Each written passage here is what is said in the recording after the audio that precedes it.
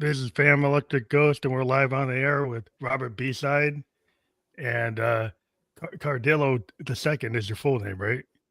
You got it. Yeah, I got it. But welcome to the Fam Electric Ghost podcast. How you doing tonight? I'm doing good, Phantom. How are you? I'm doing great. It's just great to talk to musicians. That's where we started back in 2016. We talked to lots of other type of creative people, but being a musician ourselves, it's just really cool to be back in our kind of home turf Yeah, there. for real. Yeah, I hear you. I hear you. So it's like it's interesting. We're gonna talk like the focus here. We're gonna talk about like from mixtapes to wheelchairs, reinventing your life after MS, and we're gonna Cool. talk about your whole story. You're the author of Myelin My Shoes. Is that how I say Yeah, that? you got Um, it. and yeah, that's a memoir about your life, your music, and your resilience after being diagnosed with multiple sclerosis. And I'm a cancer survivor myself. Like a category 3, a level 3 sarcoma back in the Wow. day. But when I was like 27, I'm 57, so Oh, I've wow. been through that. So I have and my wife's actually going through a cancer right now, like Oh, multiple myeloma. wow. So like I'm familiar with things, but Okay. everybody's experience is different. But Yep. it's a perseverance and creativity and pushing forward when things are hard. That's what we'll talk about today.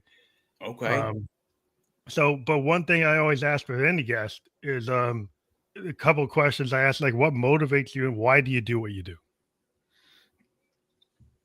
What motivates me is definitely like to know that there's actually like people that care about what I do now. Hmm. And it's actually something that isn't really even explainable, that there's people in other places that know who you are, and they are kind of expecting something from you almost. Hmm. And you're always trying to, even though you say that you make it like for a personal reason, you're still trying to almost make it for other people, Yeah, yeah, art, and your art, yeah, yeah, and then other people give it meaning, and it's not yours anymore. yeah. That's the rub of being a songwriter. Once you get it out the door, like Yep. whatever however you saw it is now how Mm-hmm. exactly your audience sees it Yep, or you hears it. got it. You got it. So it's like the motivation of those people, that is definitely a motivation that keeps me going. And then before that, I would say it was thinking about music literally every single day of my life. I Mm. can remember since I was a kid, every day of my life thinking about being an entertainer in music. And that is really my drive. 'Cause you were in the underground hip hop scene for like 25 years. And Yeah. that's a really vital because that's really where all the energy and music today is like in electronic hip hop, those areas. I'm a child of the 70s. I was really into progressive rock and Okay. into the punk movement. And I kind of Okay. was there as MTV happened. And I loved like, the traditional rock bands of the 60s, like Hendrix, Zeppelin, Right. that type of stuff, Right. Beatles. But then I saw the coming of age of like the Clash and like like punk music like Joy Division, the Amazing. all those type of bands. But then that kind of segged into hip hop and rap, and it was kind of there as they was happening as a young person. I was seeing like new wave, was seeing punk, seeing like Amazing. hip hop. Seeing all these like forms being very like developing right in front of my eyes, and always Yeah. appreciating music because in my house my dad's playing James Brown. My older brother was 7 years older than me. He's playing Zeppelin. My mom's Huh. playing like Johnny Cash and the Carpenters. So I'm Wow. hearing like everything. Yeah, you've got a really eclectic mix of music. Yeah. So it's just Yeah. respect for art, respect for the art Yeah. form. Yeah. Definitely. That's crazy. Well, I'll tell you what really got me into music is like Green Day. Like Mm, that was my first band that I yeah. ever really attached to. And I even talk about them in the book about how they're my biggest inspiration. And like they've taught me, like Billy Joe Armstrong's taught me how to write songs. Yeah. He was kind And of bringing back the kind of energy of the Clash or the Sex Pistols. He's like, right, exactly. And see, like I grew up knowing him. You grew up knowing the Clash the and people things who that kind of informed him. you know, and it was Right, kind of a right. retro punk, because I was into bands like the Replacements, Okay. and Husker Du, and Black Mhm. Flag, Okay. early REM on the IRS records, Talking Heads. But like the cool thing is like it was like, before grunge, you had like these guys who were kind of bringing punk back. Yeah. Like Husker Du and the Replacements, they were like these punk bands. They were like kind of Yep. ahead of the Foo Fighters, ahead of the grunge movement. You had a Husker Du, you had the Replacements. You had Yep. bands like that, Black Flag. Like they were in the college scene. So I always would love the college scene because they were trying things and doing things in college radio that, it's like kind of like the underground of the day. Is that's where you Right. hear the early REM, you'd hear Black Flag, stuff on SST, stuff on and stuff that's coming out of Sub Pop, like Nirvana type stuff. But Yeah, that's awesome. I mean, it's like the college radio programmers were like key, in getting the music out there and stuff. And it's really amazing when you think about it. yeah, because like I like to like hear, I was always somebody that I was drawn to like the Velvet Underground. Yeah, as a Hmm. kid, I was reading Rolling Stone, I'm reading Spin Magazine. There was this article in the early, like in the 80s. Then when they reissued all these Velvet albums, I started like, who are these guys? Who's Lou Reed? And it's like, well, there's this unknown band that all these producers knew, but like the public didn't like them. But like all these producers, like Bowie knew who they were. All these producers end up loving them, right? And I was like, oh Right. wow, this unsung band, like a Sun Ra and Jazz was like that. Like Big Star, Alex Chilton, Big Star, that was like that. They have these unknown bands that weren't commercially successful, but they actually influenced other people, and it Right. happened to be a lot of I creative people. yeah, I kind of know what you're talking about. There's a lot of those people that are like the artist's artist Yeah. or somebody like that that's like a real big inspiration to people, and they're not really big and well known, and people are just like, that is the model right there, Well, it and kinda they shows you never. that you can do it. Yeah, It's like yeah, being on the Green Day with the punk aesthetic is that, right. unlike the progressive rock stars or the expert rock star like an Eric Clapton, like a Jeff Hmm. Beck, like a Hen you're like, "How the heck did I ever get to that?" Right? But the Right, punk movement was like, "I can be Joey Ramone, I could be Joe Strummer, and I don't have to have pitch, I gotta have heart." Right? right. I gotta believe in what I'm saying and to be have the guts to go on stage and just do it. And Hmm. that in itself opens up, it's like, wow. It's like Dylan, he opened up, you don't have to have perfect songwriting vocal capability. Right, You don't have to be Frank Sinatra. You don't have to be Marvin Gaye. You can actually get right. out there and say it. Yep. So when you're the Green Day thing, that's interesting. I actually saw them at Woodstock when they had that mud show. Oh, I was dude, I actually am there. so jealous. I am so jealous. Back in 1994, I was 11 years old, I and actually was I there. remember watching it on MTV, and I'm like, "Oh my God, this is the greatest thing of my life." Saw Nine Inch I Nails that night, Trent oh, Reznor. I mean, there was yeah, something about that show because, like I said, I was a child of the '70s. And so the yeah, original Woodstock was this big thing to people of my generation that were like the MTV generation. We grew up watching Duran Duran and all that stuff. And it's like, wow, when that came about, like all my buddies who were musicians, we're all musicians. And I said, we got to go see this. Right. And then we saw all these bands. It was like, man, it's like, and it was muddy and crazy. But it's like yeah. to be out there in the field and see Green Day and to be in the middle of that. I was pretty close to the stage. I could That's see them. I wasn't like awesome. really far off. So I had just made sure I stayed right near the big stage where Yeah, where bands like Green Day and Nirvana and even Crosby, Still Nash, they came out. But it was like a lot of interesting. It was old stuff and the new stuff, and right. it's just cool to be there and have that energy and that punk energy. Like how did that really inspire you? That gave you like permission to like say, hey, Yeah, do it. yeah, just like gave me the energy because it actually made me want to learn how to play guitar, and I could never learn how to play guitar.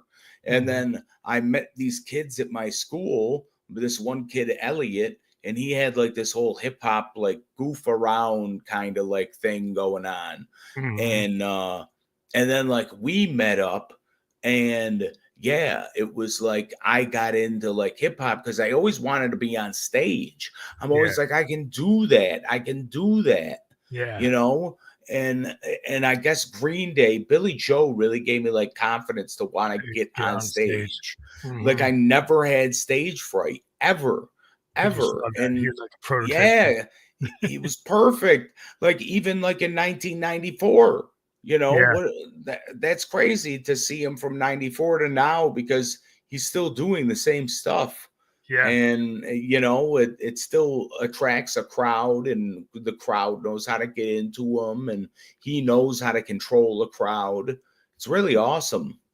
It was there's an authenticity and kind of like the lo-fi, like not like the expertise of the Jeff Becks and the Robert Plants and Jimmy Pages. That's cool, and I can appreciate Hmm. that because I'm a musician, so I understand like that level. But I always appreciated the like when somebody had the energy to be like Joey Ramone, you know, Right, in Blitzkrieg Pop. They're just gonna go out there, boom, boom, boom, just hit it. right. And just do these like just go have that energy, to go and do that. They like the Clash, when they came Yeah, out, they was like band that was like because you had the Sex Pistols, but then you have the Clash, and the Clash kind of expanded the palette of what a punk band could go. And then like the Green Day was taking it to me, it was kind of taking that Clash idea that you can go big, yep.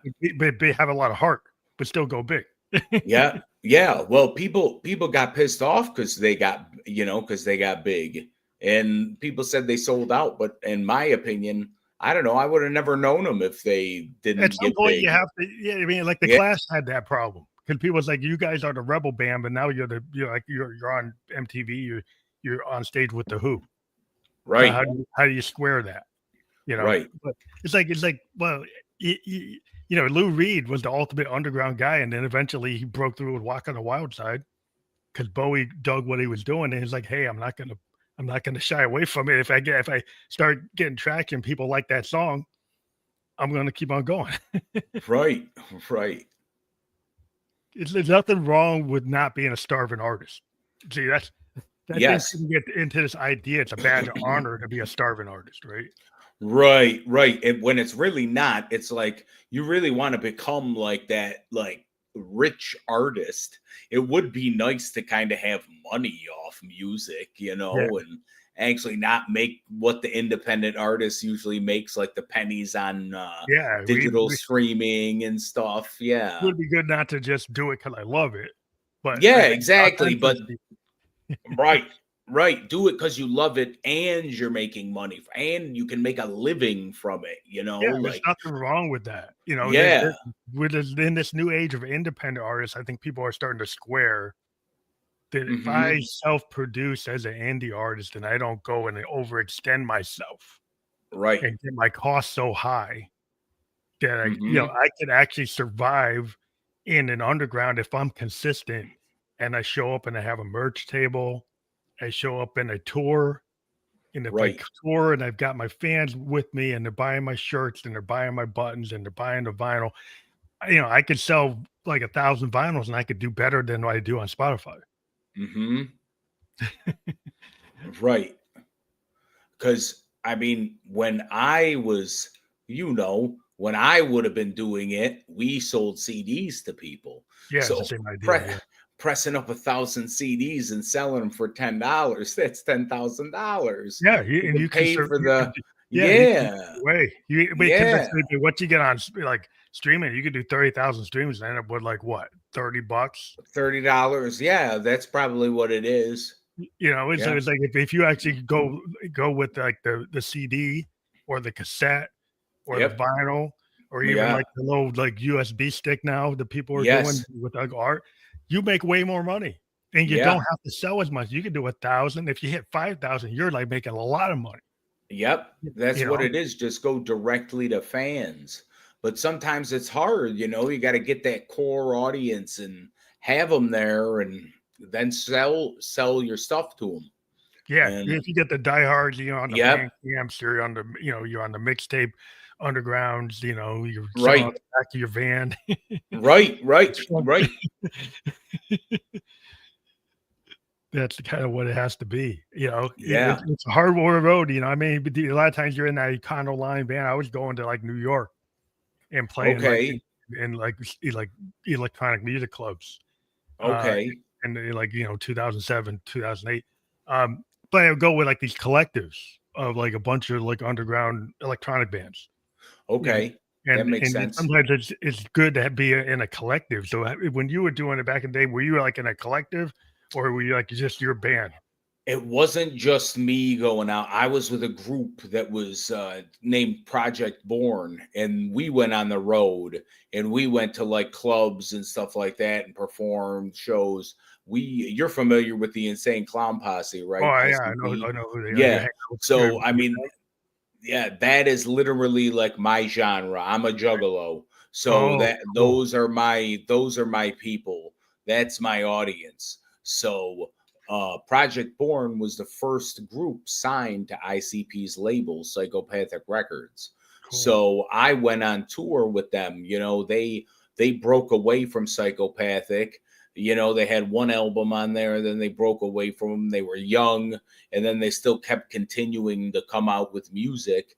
Mhm. And we linked up in like 2006. One of the guys from Project Born was at a show that I was doing. He's like, yo, you're good, let's link up, and we ended up linking up. And then that's kind of when I started getting my first taste of Yeah, actual touring and going out like that. And then that's kind of when I got sick with everything, and it kind of put the kibosh to everything I was doing. so how did that start how did you handle that? Like, in your book, you probably relay that, but, Right. what was your coping mechanism? I know when I got cancer, I had to go through, like, a bunch of things when I was 27, and by the time Right. I got to, like, 31, I was, like, in a different place about how I did things, but, yeah, maybe go ahead and talk about Right. what that Well, experience is. Well, I'll tell you what, here's what's messed up. I got diagnosed with a pulmonary embolism. That's a blood clot in your lungs Mhm, in July of 2011. mhm. And then that started all these little MS symptoms. It must have like triggered the real big MS symptoms, because I had been going with this left arm numb and I thought I had just pinched a nerve. I had Oh, had it numb for years, probably 2005 or 2004. It had been numb since. And I'm just like, damn, you this just didn't know what it nerve. was? You just Yeah. thought it was nerves. Yep. Just thought it was pinched nerve. And, uh, and then, I'm just kind of going on with my life. And we were going to concerts and stuff. One Green Day concert we went to, my legs were and feet were like completely numb. I had no idea what was going on.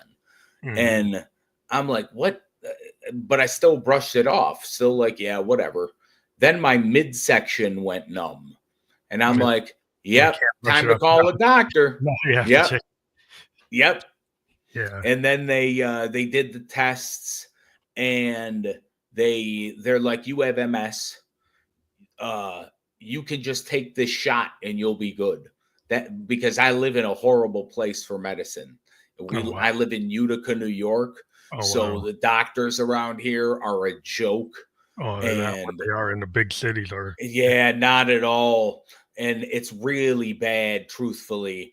He told me, take this shot, it'll be all good. And I started taking the shot, and it really wasn't getting any better. He was actually the first doctor that put me on antidepressants because of the MS and stuff.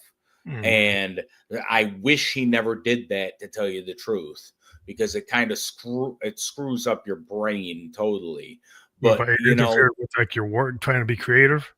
I think that it interferes with a lot of like creativity kind of stuff, Mhm. because it's like when I was off them, that is always how I got all like my therapy out. Like my therapy is still music, but it's Music, like yep. that it almost like feels like it deadens something in your That's brain. your ability to be creative. Yeah, yeah, and it's like it's something that you actually have to push through to be creative. Yeah, it makes it harder. And Yeah. yeah, it's just a very weird thing. And so he had put me on the antidepressants and then told me to take this shot. My dad is like, you should not be seeing these doctors here. He's like, my friend has a wing of a hospital at the University of Rochester in Rochester, New York, which is a bigger city than Utica. Yeah. And So they have more expertise there. yeah, it's actually a university hospital. It's a teaching hospital. Yeah. University of Rochester Hospital. They have a wing named after this guy, Charlie Constantino. And he's like, I'll get you hooked up with the MS Center, this and that. So I end up going to see them. Yeah, so that's a lot better. You more specially based doctors that kind of know you got to get to the specialization, because these other guys is like, if they're not specialized, they're not really giving you what you need.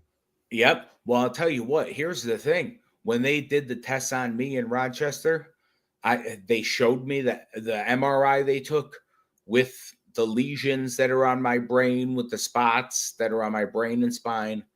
They compared it to the one that we got in Utica. Utica looked like a 1950s TV. In Rochester, total like 4K HD. Yeah. Unbelievable. That's the thing is, like, people got to understand is like resources are kind of dependent on location-based resources. And so, like, you go to Boston, you go to New York, you go to bigger cities, they have the expertise.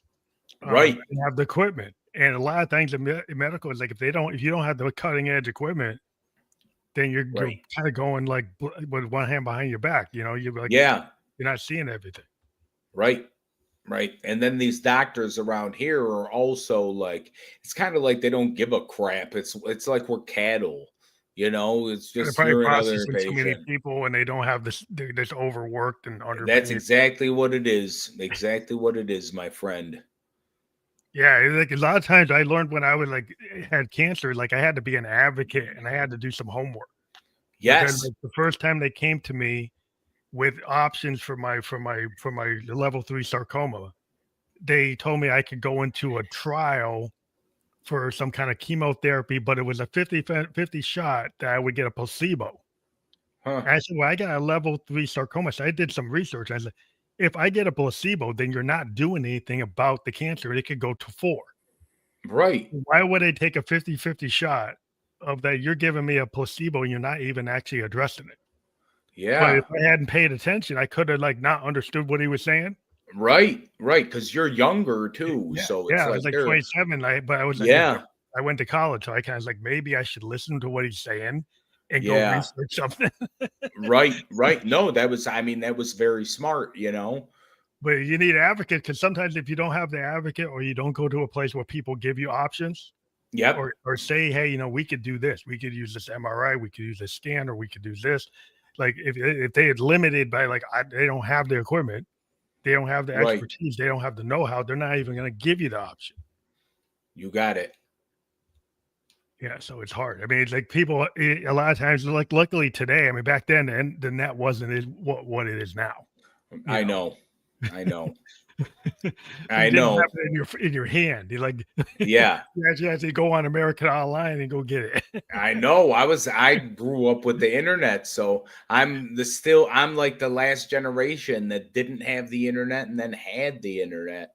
Like I remember getting AOL and my first computer in '96, and I had something like up. 1980. I had a Texas system like 4A. Wow. I had the original Atari 2600. I had like a ColecoVision. I had some of the early Atari PCs. It was kind of like that was the beginning, like the very beginning. When the Atari shows up, and then all these other things start showing up. You start, the Texas Instrument home PC was like one of the first things. They had a dial-up modem. Yeah, and a tape drive to restore things on cassette. Yeah. If you didn't have a disc drive, it had a tape drive. Wow. Amazing. But it's like, the generation has gone from that. Now we're in like AI and blockchain and all this like stuff that's like Star Trek. Yeah. Star Trek level stuff. It is. It's like the stuff I saw Captain Kirk and Spock talking to the computer Well, that's actually Yeah. for real. Yeah, it's totally for real. Like I use Chat GPT like a publisher, Yeah. like a press writer, like a manager. It Yeah, it helps can me do with it. all kinds of stuff. It helps me with Yeah, workflow on this show. me too. In my day job, I'm a software guy, and we use Okay. it to be able to like I can go and ask it like I can go and say like I want to do task A, B, C, D, E. Give Yeah, me a snippet of code that can do that. that's And then amazing. when it gives it to me and I can try it and say, well, it didn't do exactly what I want. It's like, well, tell me what it didn't do. And then it'll come back and give me an adjustment. So I can actually go and actually code stuff. And I'm not a Wow. coder. I'm an analyst, but I can Okay. use it to actually start to code.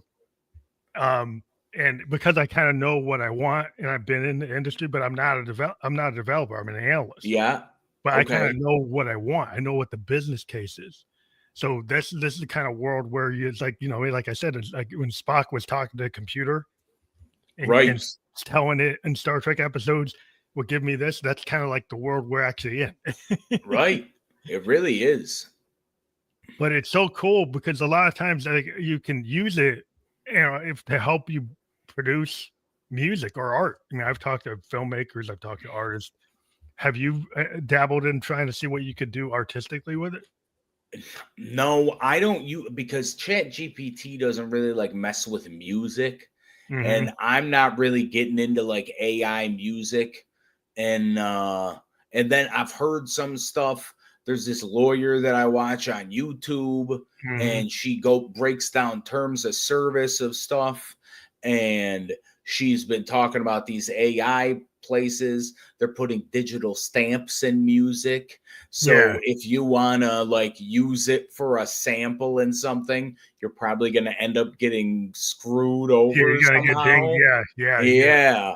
So it's like I don't want to mess with that kind of stuff, but when it comes down to like a teaser video or something like that, I'll definitely ask it like for like helps with scripts, just Stuff like like you that. would ask a filmmaker or something, you know? Yeah, there's a lot of capability. Like as a keyboardist, I try to stay away from samples, Yeah, because people are always getting dinged for like right. use. But being a synthesis, I can just go on my Moog and just create my Yep. own stuff. And so I just Right. like I create my own content because I know how to play it. But like Right. in the DJ world, before you had to clear samples, like De La Soul got caught like Yeah. for years not being able to release their albums because they didn't actually Tommy Boy didn't clear a lot of the samples Right. It was the that they used Wild West. with the Wild West because like they created the Yeah. MPC, right? They're using all these MPCs, these Akai's Hmm. and stuff, and it was letting you do it. The tech was letting you do it, and then the law hadn't caught up with it. It's kind of like with the Right. AI. It's like Yeah. it's like a lot of artists are running into it, like with photographers and graphic artists are seeing like their work is getting like their machines are learning on their work, and then they're saying, Right. telling people, "I created this art for you," and this artist said, "Well, that's actually got my signature on Yeah. See, that's bad. That's where it's not good, you know? Well, that's why like a graphic artist are asking for digital rights management like musicians have. Like Yeah. if you like register your song and then somebody tries to use your beat, Yeah. then the sniffers say, "Hey, this already exists. Like this splice, Exactly. they say you can't use it without clearing it." Right. That can be done for film, that can be done for art. But a lot of times, like the filmmakers and artists hadn't really done that yet. But this is kind of causing them to have to go and say, "Hey, I guess I got to register my stuff so the people don't rip me off." Right. Right. It's a crazy game. Yeah, it's just amazing to have to we're in this age where people can 3D print stuff. People I can come up know. use all these tools, and it's trying to find like thread the needle of like what is cloning and copying and what is original. Right. And what is like you could use something to be like the Bomb Squad, where a lot of their samples were so deep and so reworked, that they was Hmm. hard to actually see where they came from. Right. Well, that's what I always thought of with samples. If you took a sample and really messed it up, I mean, are you really going to know that it's a sample? Yeah, you can totally I, redefine it. you could, yeah, definitely redefine it, like turn it backwards, chop it up, do all kinds of things to it where it's almost unrecognizable. Yeah, that's what I love to do is I like to like resample like an Okay. oscillator. I'll go and take an oscillator and put a frequency modulation on it from like a low frequency oscillator and an envelope generator and bang them off each other and create some loop and then resample it with like an analog sampler, Oh, like cool. my own thing, and then chop it up and like invert it and revert it and convert it and slow it down, speed it up to the point where I'm like creating my own artifacts and then reusing them. Oh, right. And I so get that's what you're where a lot saying. of capabilities today is that you can just like take samples like hitting a wood block, hitting a book, turning a book and flipping the pages, just recording like sounds and then using them, Yeah. and then like then setting up your keyboard to kind of like be programmed to actually put that onto the scale. So you actually could actually bring that sound into it Right. as a sound. So you create these original ideas from just taping things and recording things and bringing them in. And then you have like new ideas. Right. And nobody can ding you on because like it's your own stuff. Yeah. You got it. You got it. But it's super with 55 strong, how does that like really tie to everything you were doing with the 55 strong? Well, that is something that I came up with because of a lyric in an ICP song. In an ICP song, it goes, "Now I'm in a street gang, 55 strong." Everybody's singing that Southwest song. And I picked up on 55 strong and I'm like, wow, this could be like strength and perseverance and everything. So I'm like, I took 55 strong from it and kind of made it into my own thing. This is like one of the shirts that we make Oh, on cool. here. It's like So you do Wile E. merch. Coyote. So you Yeah, do a Wile E. merch. Coyote reimagined on t-shirt and stuff. Yeah. That's cool. Yep. Like you kind of take the hip hop idea of like mixing it up. Yep. Yep, that's exactly what it is. And then there's like a lot of like ICP inspired designs and stuff like that too. So it's really like an underground clothing kind of deal. So the whole underground vibe to me, I think it still applies today. The fact you said Yeah, Green Day when they showed up at Coachella, they were still relevant. Um, right. they still like I think punk aesthetic is always relevant Yes. because in a world where you have all these DJs and all this EDM and techno, not that I don't like it because I'm a synthesis, but I've always loved somebody who really gets to like really comes in and has passion. And sometimes like Hmm. how much passion can I have if I'm just like just looping without any like dissonance, without any kind of grunt or grit. Like I need to have a little oomph. Yep. Yep. No, I feel you. Yeah, it's like okay, that's cool if you want to dance or if you want to be like in the zone, like these raves. Yeah, that's Yeah. fine. There's a certain type of person wants to be at a rave, right? A certain type of person wants to be like the Deadheads back in the day. Right.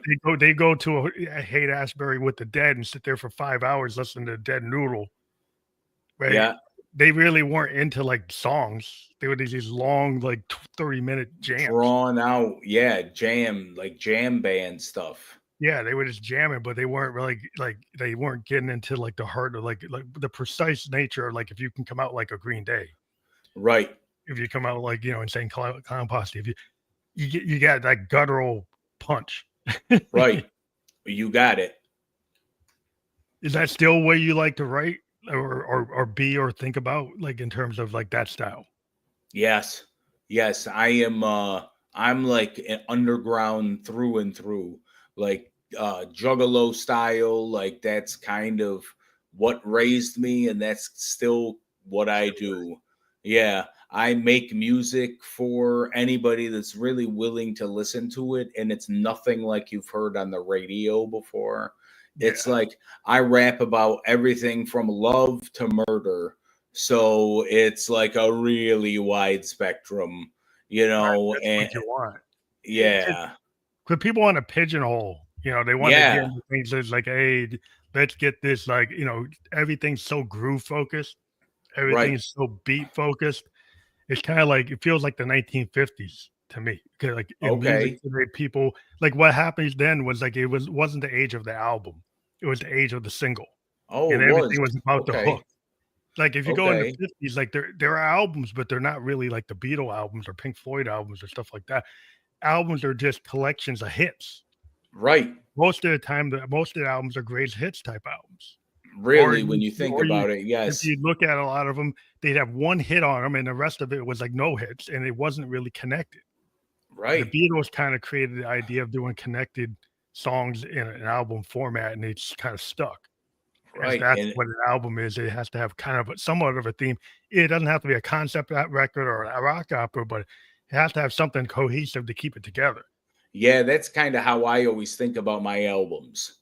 Is it has to be some kind of cohesion between all the tracks. Like I'm really not a single rapper. I'm not a like cash money, like jewelry, all Yeah, that BS, That's not really my thing. It's not about who's got like the biggest chain and yeah, who's it's like got that. like Yeah, it's not even they're not even playing the dozens, they're just talking about who's got what. yep, that's all they do. And you notice all these people with with the jewelry on and the fake teeth, and With the fake it's just the rented Lamborghini.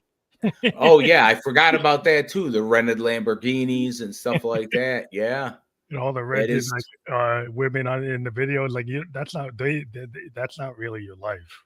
right, right. That's a fantasy. Let's get something real. Let's go back to, like, The Message, Right. let's go back to something like the early hip hop, like Planet Rock. You go back to, like, like, I got, like, De La Soul and, like, listening to, Right. like, Rakim, Rakim. It's like, I don't know, there's something about the old classic hip hop. Yeah, see, I never got into old school hip hop. My friend Elliot, that was in the group back in the Mhm. 90s, back in the late 90s, early 2000s, he was all about old school hip hop, loved the roots, Yeah, Rakim, yeah, all that stuff. all that stuff. Yeah. And me, I just never got into it. I was more into like what was in when I was around, like Master P, Yeah, that even kind of though thing. he was all about bling bling and all that other crap. But I don't know. There's just something about Master P. He's such a hustler, Oh, yeah. and What about, like, Wu-Tang? Did you like Wu-Tang? Wu Tang. I grew to like Wu Tang more as I got older, to tell you the Mhm. truth. So yes, Wu Tang's dope, but it's not like I listen to him on a daily basis. I'll Mhm. listen to like ICP, Tech Nine. Yeah, okay. I still listen to like Green Day, um, and not really, not really. I don't know. It's kind of like whatever like gets me at the time, because like I'll be on Instagram sometimes and I'll see some of the stuff that pops up. Like there's this one female rapper, her name's Lord Len.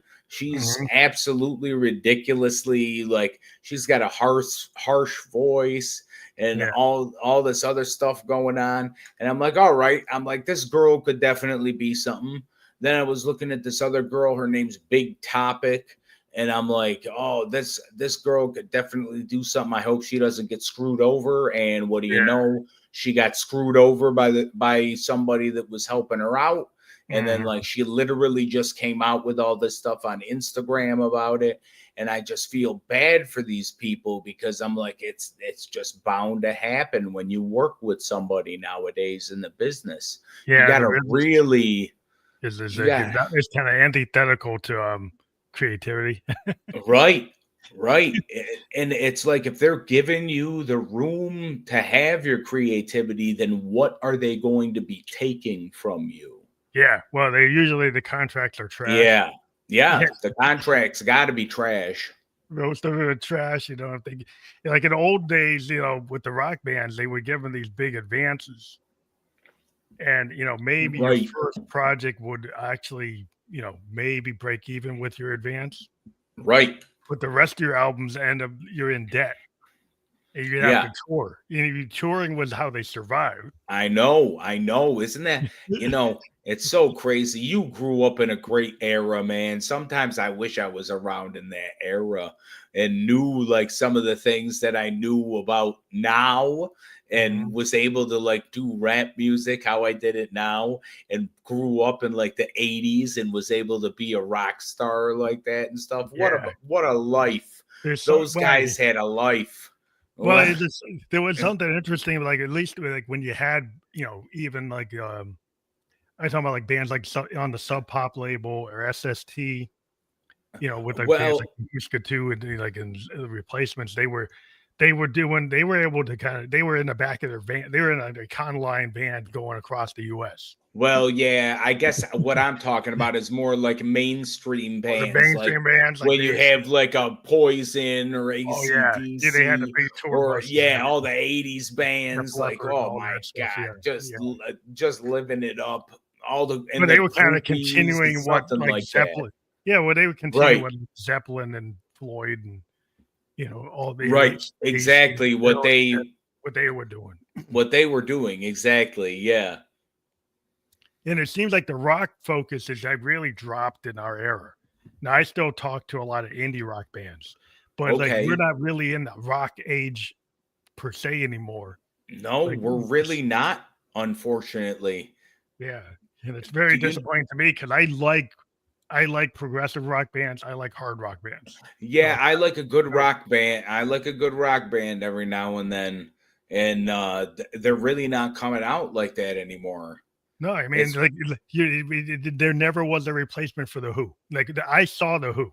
I love the Who. I mean, I thought they were. I still that's like one of my favorite British band. I like the Stones, but the Who I okay. like because they were kind of proto punk. If you really get into Who songs, they're very punk, and Right. they got their Moon was a crazy band on the drums, and Pete was just doing these aggressive, like, really interesting chord structures that are pretty kind of like the Clash and all the punk bands. If they talk to them, they'll say like, "Well, Pete Townsend was like one of the first punks." And they'll say like Neil Young and Crazy Horse was kind of punky too, so they kind of inspired them. But yeah, there's some I don't see anybody doing that. You get a Radiohead, but they're not really doing that. They're Right. doing something that's more experimental. But Right. then where's a Zeppelin like band?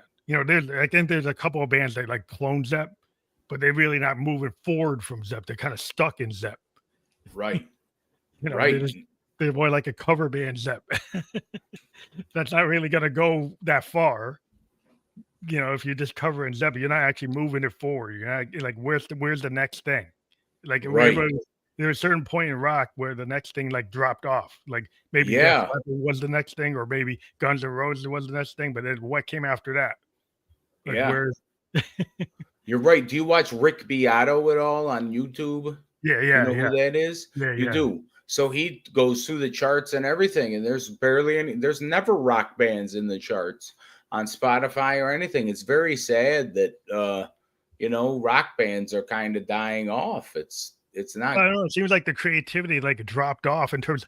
Nobody, well, at least nobody's putting money on it. Everybody's putting money on like they call hip hop today, which right. is now not exactly what hip hop was. No, not at all. And it's like it's not. I don't think it has the. You don't know. It doesn't feel like people put the passion in it, right? That I saw back in the day. That, in my opinion, No. made people think they are, but I'm like, it don't feel like it. It doesn't Yeah, look oh, like I it. hear you. I hear you 100% on that. That is definitely the truth. You're not putting passion into something if you have a hook that repeats 15 times. I mean, really, when you think about it, I'm a big wrestling fan. So on WrestleMania last year, they had Travis Scott's song "Fiend" as the song of WrestleMania, Yeah, yeah. and this thing just says "Fiend, Fiend, It's Fiend, just over and Fiend." over. I'm It's like, "Are like they you just go kidding me? yeah, What are you talking about, man? they're You're going not for the saying anything." well, it seems like the fans is like, I don't know, like fans back in the day were challenged, right? Like the Yeah, Beatles challenged people, right? Pink Floyd challenged people, like Yes challenged people. Like these bands, they actually did stuff that was like really kind of revolutionary. And then Yeah. some people started saying, well, you know, we can just do less is more. You start getting like corporate rock bands that were manufactured by the label, and they weren't Zepp, they weren't the Stones, they weren't the Who. They No. were like a clone of that, but way nowhere near the level. And I think it started creating this kind of level of like mediocrity Yep. that kind of killed rock. Because rock kind of you need the Hendrixes, you need the Jimmy Pages, you need the Jeff Becks, you need these guys, like you need Slashes, you need people who are passionate and actually push it, you know. Yeah. Yeah. If you don't have it there, you just get people who are just cookie cutter copies, you know. Yep. That's exactly what it is. And then you got these corporate people. So well, if it works, don't break it. Yeah. You don't need to Yeah. fix it. Yeah. They don't. Yeah. It just keeps working for them. So why not just keep getting the next fool, the next sucker that'll just sign a contract and just keep doing the same crap? And I think that the also thing that I kind of noticed is like video games kind of pulled a lot of life out of music. In that, in my opinion, a lot of the people who would have been going to the concerts, would have been going to the, you know, buying the records, bands are spending their money on Xboxes and PS5s and Nintendos and buying $90, $50, $70 games. So, well, how much money do they have Oh, to to go go do. see a Yeah. band? You know, Yeah. I guess back you're in the right. day, they would have gone to see the Ramones. They would have gone to see Who's Good. They would have gone to see, you know, Rat or Poison. They would have wanted to follow that, and I maybe gone to a couple shows. But now maybe they go to Coachella and spend all their money on that, but then don't support independent bands. Right, right. Well, I'll tell you what, it's so funny. Like with this book, the way I'm doing it, I'm rolling it out like an album. I'm Mm, not I'm not doing it like an author would. Like honestly, like I said, I've been using Chat GPT as my everything, mhm. my PR, all that stuff. All Yep. that stuff on the back end that would be hard for the artist themselves to do. So I've been using it, and it's like, no, authors don't come out with books like albums. They do X, Y, and Z. So what Mhm. I did is I'm like, I'm doing this thing like an album. I want to promote it. So I came up with a release date for it and promoted it like a release date. I came up with a soundtrack for it. Well, that's I, cool multimedia. I'm That's a good idea. yeah, I'm talking about specific songs in the book. So I took those songs that I made and put them on as a soundtrack. And then That's I a good put that out on streaming and stuff like that. So this way it kind of coincides with the book. So you can read the book and do it that way. idea. And then Listen. I had a press release go out, and 170 plus media outlets picked up this press release, Well, that's cool. and we're going with that. So, and that was on the 23rd, and on August 12th, which is National Vinyl Record Day, I'm Mhm. coming out with the soundtrack on vinyl.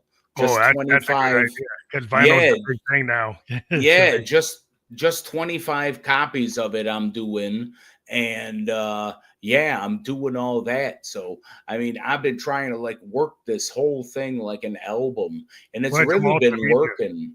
Well, it's a Yeah, it's multimedia approach is cool because I've talked to artists a couple times. I've run into artists that are kind of going with your approach of like if they have a multimedia project, yeah, like a filmmaker might have a book, you know, with right, something, or might have like a music to go with it, and they have like a multimedia where they have audio, video, text. You know, right. they might have like posters or paintings. They created, you know, what they used to call these things like happenings back Yeah. in the 60s, like, you know, back in Okay. Zappa and the Mother's Invention with Frank Zappa, they would have these things where they'd have, you know, actors, models, poets, filmmakers, all in the same place. So when the Zappas and the Mother's Invention, a filmmaker was running something on the screen, and then there's some models on the stage, and there's some comedians over here, and there's some actors over there. It was this kind of multimedia thing where you'd have multiple forms of media, and people are starting to come back to that. Say, hey, we Yeah. need an edge. We Yeah. can't just put it in one place. Right. We need Well, to have no. like different avenues. Right. Well, I'm like, people aren't doing it this way, so I'm like, I'm gonna do something different, and I'm just gonna come out with the sound. The soundtrack that pays nothing because it's on streaming, Yeah, and yeah, it's yeah. not like I care. It's not, honestly, it's It's not more like I care promotional. about money. It's It's more more of promotion. a promotion Yeah, thing, right? Like, I have a Bandcamp. If you want to buy my music and support me that way, you can go on Bandcamp and yeah, yeah. buy like MP3 albums Streaming is more like to and just get stuff. it into the world. Just to be Like able the to stream radio. it. It's like the radio without the payola. Yeah, you got it, but there's still technically payola, because did you know Spotify technically controls those playlists that they Yeah, I know. say? They like everybody Yeah. going to these playlists. They tell you, "Oh, don't pay for bots." Yeah. Right, but then Yeah. they got these approved ones where I guess I can pay for your approved bot. Exactly. Exactly. Sounds like payola to me. That's exactly what it sounds like. It looks like the same thing when they used to go in the back door and give the DJ, like, here's a suitcase. Yeah, Play Tom Petty. exactly. I like Tom Petty, but that's what they used to do. I mean, that's how they would just Yeah, go in. it really is. No, I know. I'm into all that stuff, man. I know. Yeah, that's interesting. But that's the game that everybody has to play. Like you got to figure out your SEO. You got to figure out how to Yeah, get on the playlist. You got to figure out like, oh, what's the meta data behind this, so I I can like know. figure out like if this guy's doing good, let me scrape the metadata and see what they're doing, so I can go clone what they're doing. But then you just keep on cloning what somebody else is doing. Right. And Nobody's does original. it actually even match what they're doing? Because if you're just grabbing the metadata to line up at the ranking, Yeah, that's not going to eventually help. the algorithm keeps on shifting because they said, well, this is what you put here is not the same. Right. But you're trying to take advantage of it, so that they keep on changing the algorithm because you keep on having to relearn new techniques. Right. Because people keep on blowing it up because they take advantage, and then the game changes. But so the game is changing so fast. Yeah. Every time you think you got something that's It, gonna place your YouTube video somewhere, then the YouTube goes and changes how it works, and then it doesn't work. yeah. It's crazy, really. So you got to pay like experts to stay. Their whole business is understanding when the algorithm shifted. But a Yep. lot of times, they're like, if you pay these guys, like, well, are you making enough money to actually justify paying what they're charging you? Like, Yeah. are you gonna like if they get you 100,000 plays, but you had to pay them $1,000, I you're know. not gonna get your money back from 100,000 plays. No, you're So not. why would you even spend the money? You need to figure out like, is that actually gonna give me my goal? You're not. Well, I'll tell you what. There's this guy. He runs this great scam for people. He's on my Facebook page. I took him up on this scam because I thought that it was legitimate. He can get you on the charts on iTunes for $1,000.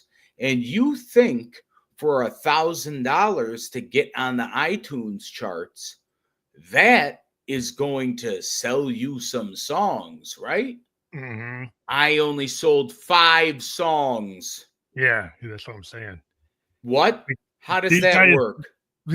what they do is like they tell people that that's what you need to do, but like their game is that's how they make money.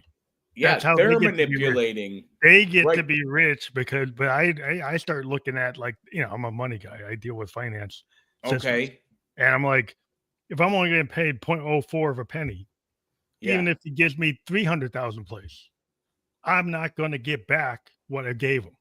Right? Yeah. The only way I can make money is if I go and I sell sync licensing, or I sell a T-shirt and I sell 100 T-shirts and I get $10 off every shirt or $5 off every shirt. That will get me money. Right. What he's talking about, you have to have millions of plays to make money. Yeah. How likely is your thing going to get a million plays? It's not very It's not. likely So that's because why you don't have. there's no reason to play that game. Right. And this guy literally disguises it as marketing. And he goes, "Oh, it's marketing." And I'm like, "Dude, promotion is supposed to get you out." And he's like, "No, it's not promotion, it's marketing." I said, "Marketing is the literal definition of promotion." I said, "You have to promote this. You're not doing anything to promote me. You're just, I figured for $1,000, it must go to some network of people that must buy the song Yeah, like what's the or click rate? Like something like you that. need to what is the click rate through where they actually buy it? Buy, yeah. Yeah, And you know what? That's where I screwed up. And you know what? Shame on me. And now all I can do is just warn people about it and don't ever do it. This guy's bragging around with everybody, shows everybody with these iTunes plaques that he gets made, and then tries to charge you $200. See that iTunes thing right up there? yeah. Yeah, this guy tried charging me $200 for that plaque, and I Mhm. got it made at some place where he would probably get it made at. It's just a piece of cardboard with printing on it. Yeah. Well, those don't really Yeah. matter if you don't make money. Like I said, like unless No, you get a right, million views, a million right, playthroughs, and they actually do the accounting and they actually pay you. right. It's famous that these streaming services are known for not even giving big artists money. Like Truth. big artist money that are known artists have to send their accountants after these guys to actually get what they're owed. Yeah, So if you're not one of the big guys and the big guys aren't even getting what they're owed, how are you going to get what you're owed? right. How am I supposed to know what they're screwing me over on? Yeah, because they're not giving you the full like number of plays. Like people have Yeah, actually challenged them with forensic accounting, and it's like yeah, I they're believe it. undercounting how many plays you get and not I paying you believe it. for it. And they're doing all kinds of like really nasty things in terms of like not counting your plays until you hit certain levels, and then Yep, paying and certain people like more money than other people. And they're like, like yeah, okay, it's like to me, it's like you get into the game of selling your merch, selling your CD out the back of your truck. You're like yep. that's how you make money. Yeah, really it is. And even the other new thing that's going on, I got an album taken down on DistroKid because they said that I was buying plays for it. Oh, And geez. I don't buy plays for my music. I get a steady 1,500, I get a steady 1,000 to 1,500 people every Well, that's month. one of the dangers of You AI. know? One of the dangers of AI is it starts to go and look at things Yeah, and they make judgments, and then instead of a human being cross-checking, is that yeah, true? They yeah. like I had a situation where I uploaded a song, right? But I don't sample anybody but my own stuff, Right. right? And I Okay. already owned the rights to my own stuff. So in one Yeah. particular song, I resampled something I had already released, but it's my piece of music. Right. The AI said that I couldn't put it out because I was violating the copyright. I said, Oh, "Well, that's my copyright." right.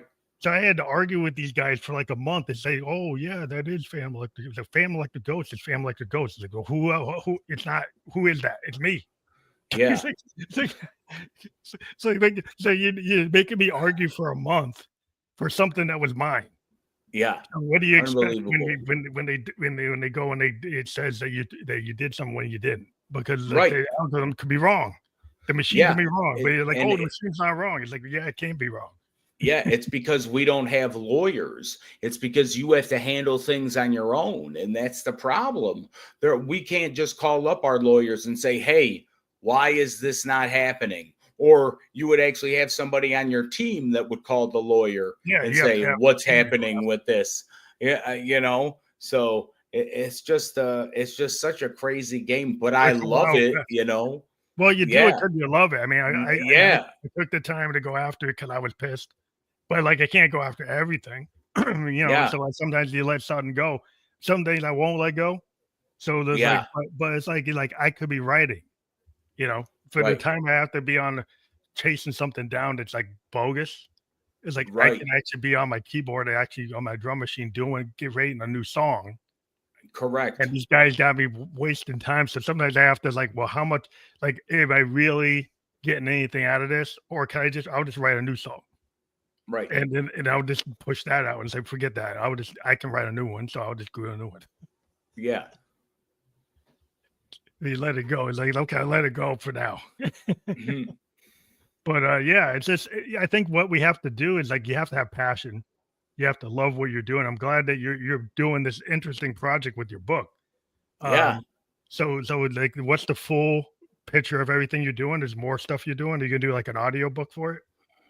Well, yes, I have the audiobook for it too. I also have the Kindle and the Audible and the Oh, so paperback. you got the whole thing done. Yeah, I've done the whole thing. And I narrated the Kindle too. So it's not like somebody that's not me doing That's it. more authentic. I have actually Yeah. talked to some guys saying they trying to sell people on all these voice actors, and it's just Yeah. another expense, right? Right.